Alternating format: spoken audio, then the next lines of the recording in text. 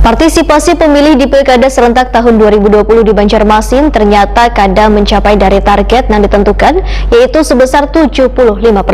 Ternyata setelah pemilihan dilaksanakan, tingkat partisipasi warga hanya 55,76%. Artinya kada sesuai dengan target yang diharapkan, dikarenakan wayah pelaksanaan wabah virus corona di Banjarmasin mulai meningkat. Pemirsa, berikut kabar lengkapnya.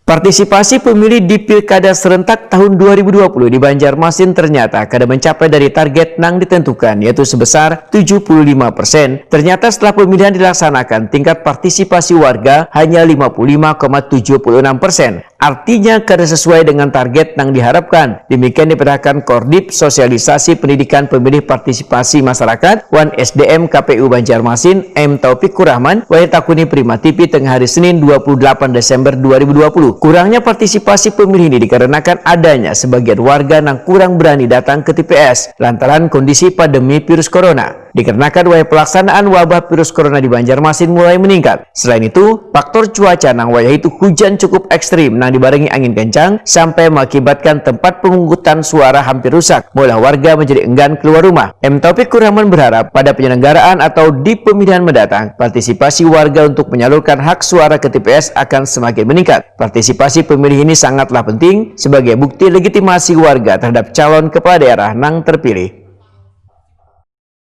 Warga ini sampai dengan analisis KPU lah Pak, untuk bahwa ini memang COVID, memang cuaca, memang gitu loh.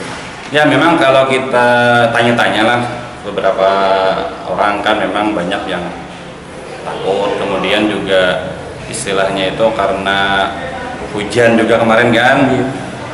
Kemudian ada juga yang mungkin aja, ya macam-macam lah, masih ada pemikiran-pemikiran transaksional atau pemikiran-pemikiran pragmatis yang dipikirkan masyarakat kita. Nah ini tentunya kita harus melakukan sosialisasi dan kegiatan-kegiatan untuk mendidik pemilih kita, masyarakat kita, bahwa suara mereka sangat berarti.